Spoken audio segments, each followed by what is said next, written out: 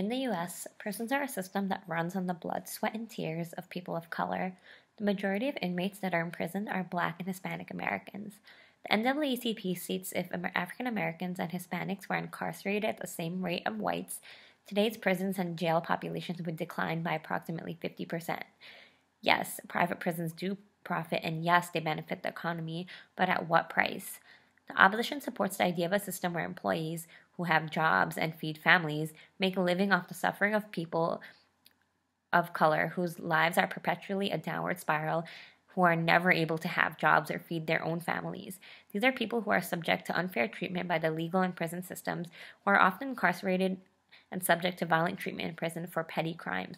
So the opposition supports their imprisonment because he believes that everyone who is punished and have their rights taken away deserves the punishment, ignoring all the flaws within the legal system that allow wrongful incarceration.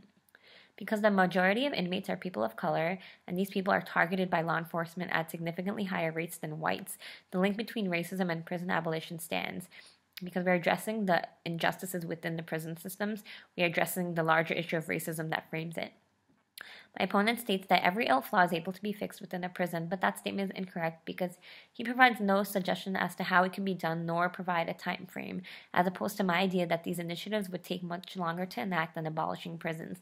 Furthermore, I said we had to abolish prisons in the future to prevent the problem from growing, not abolishing them altogether, so there is no anarchy that would stem from it.